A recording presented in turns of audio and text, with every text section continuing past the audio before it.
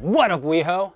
This month, both parties in Congress began the first steps towards removing both Donald Trump and Mike Pence from their respective offices, which will make Nancy Pelosi the next president of the United States. April Fools. For now. Welcome to WeHoTV News.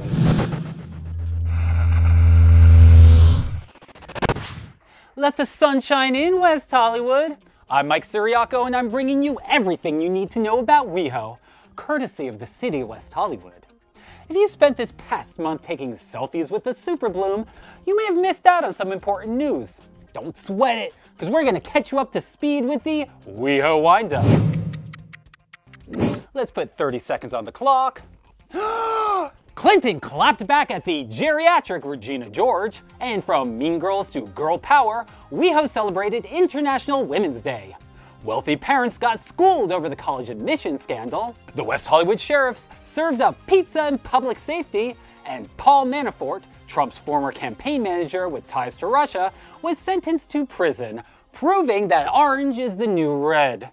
Now let's change out of this orange jumpsuit and into these black and white news briefs.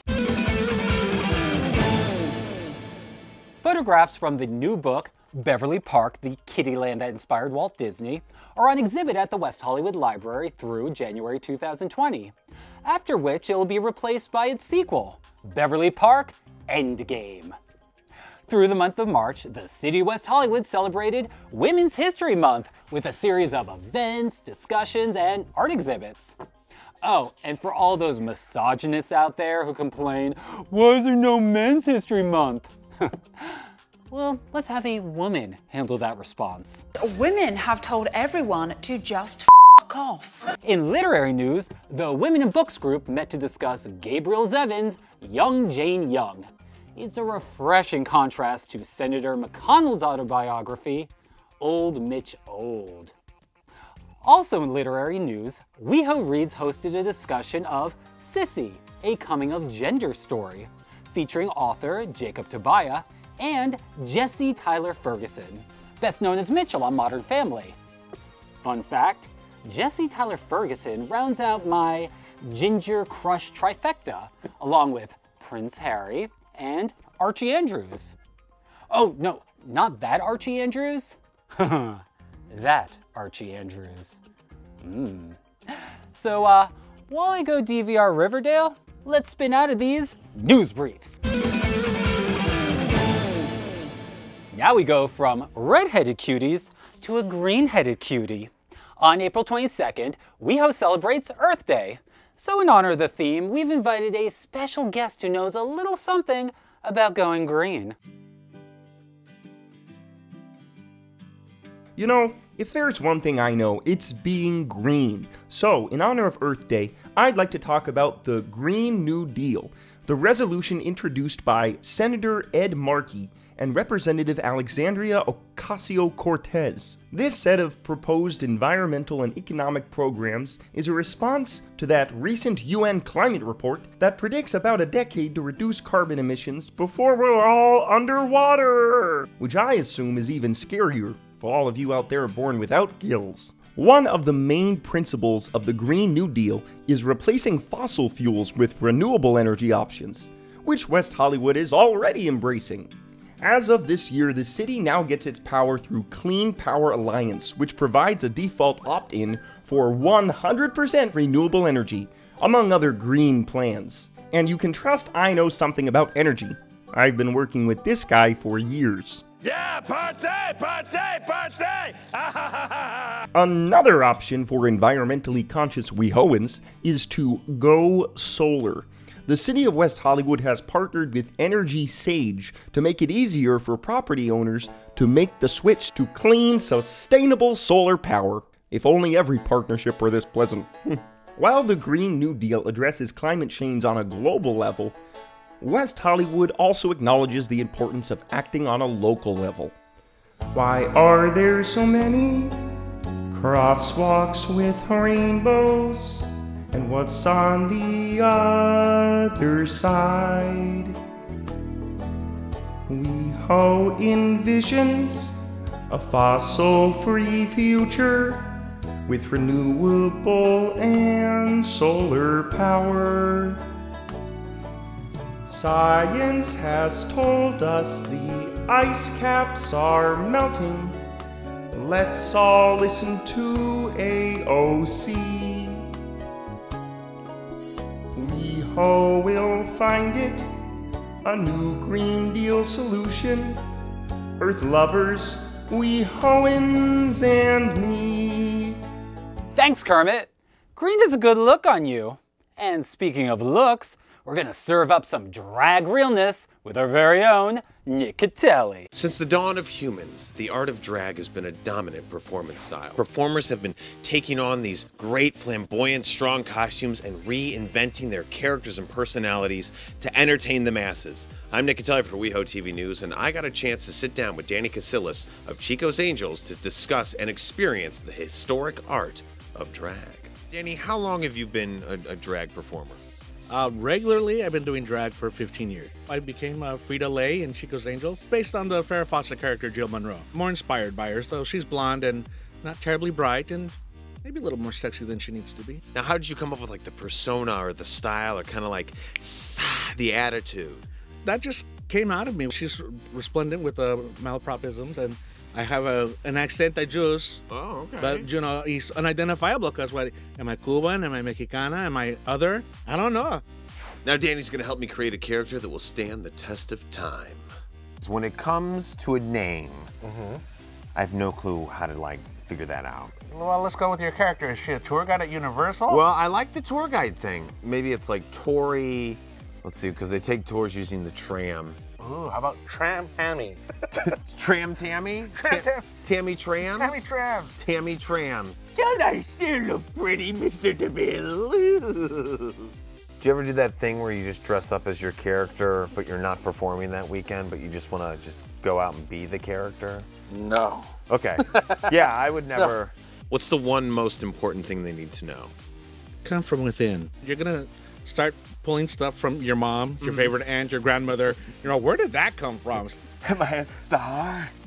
Am I a star? Hi, everybody. Welcome to Universal. I'm Tammy Tram. I'm sorry Nick can't be here tonight because he's off doing Nick stuff, whatever that is. The Cavern Club Theater in the basement. Oh my God, that sounds fancy. How many people that seat? That seat like 1,000, 5,000? It's about 70. Okay, oh, that's good too. I'm gonna be your tour guide today.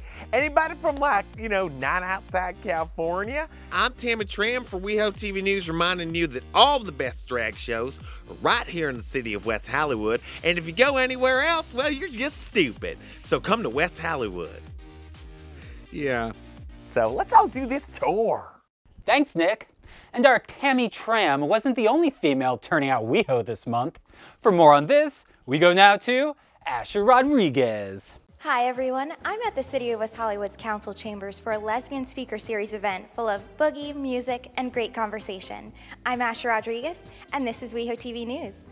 Tonight's Lesbian Speaker Series presents an evening of conversation with legendary songwriter Allee Willis. She's penned hits for Earth, Wind & Fire, the Broadway musical The Color Purple, and the iconic theme song from Friends. But why haven't we heard of her? I am the best kept secret in the world.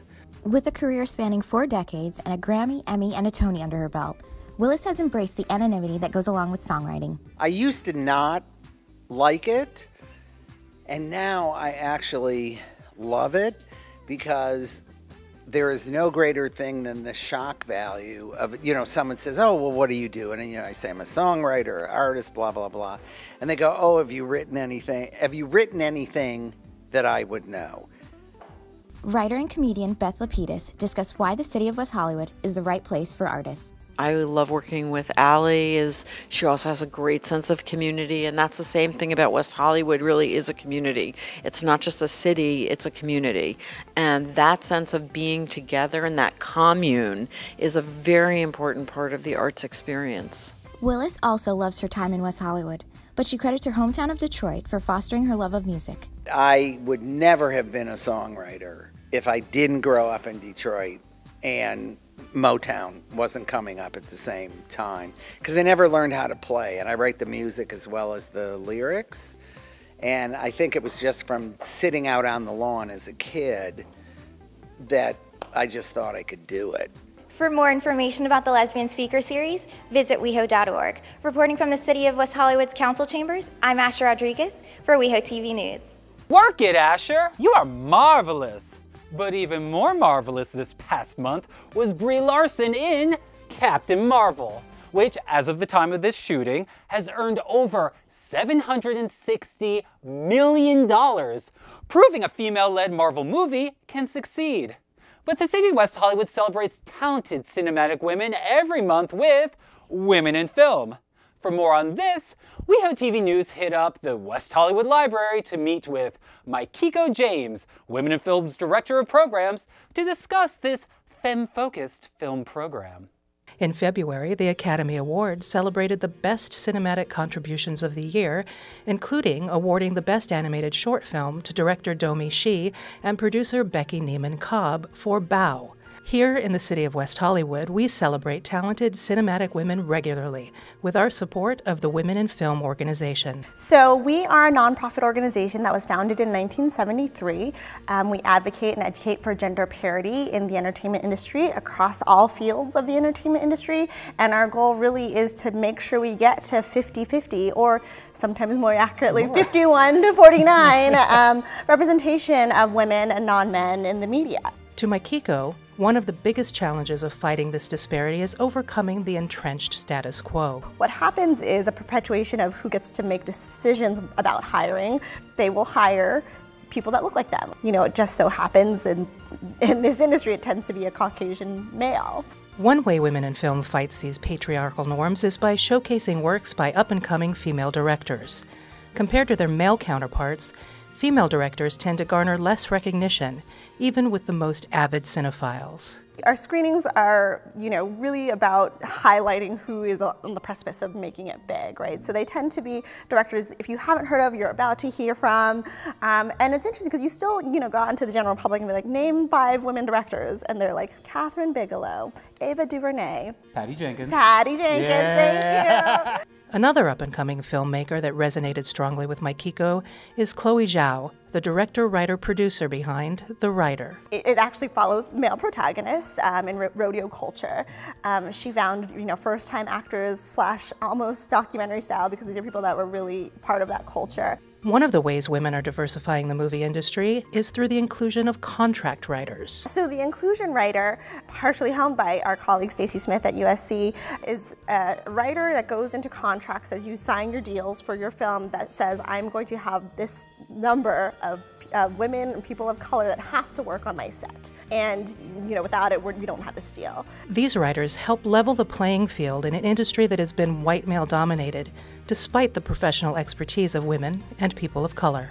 When I first started at Women in Film, we had a speaker who made the analogy that, you have a crew of thousands. And how many women get to lead crews of thousands? You look at the military, you look at CEOs, the numbers are very small, and it's not because we're not perfectly capable of it. Fortunately, organizations like Women in Film can help a new generation of female filmmakers flaunt their cinematic capabilities.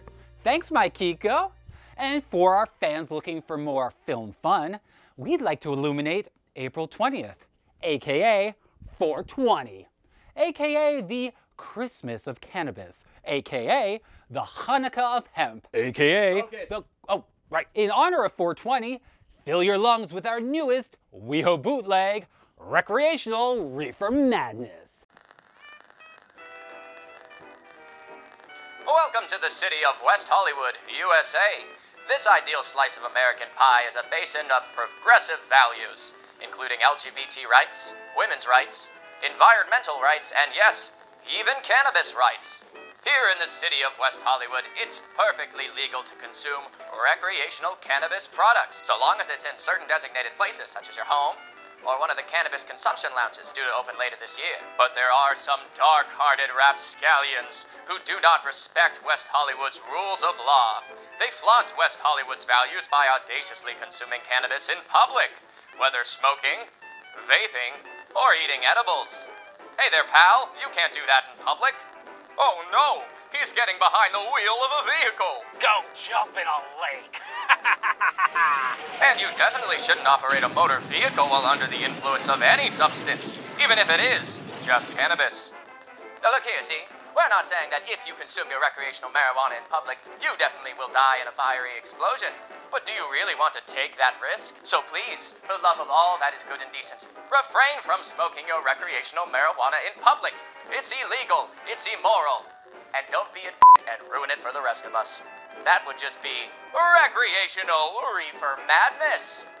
We'll be back next month with more news, noise, and nonsense. Till then, keep it cute, WeHo.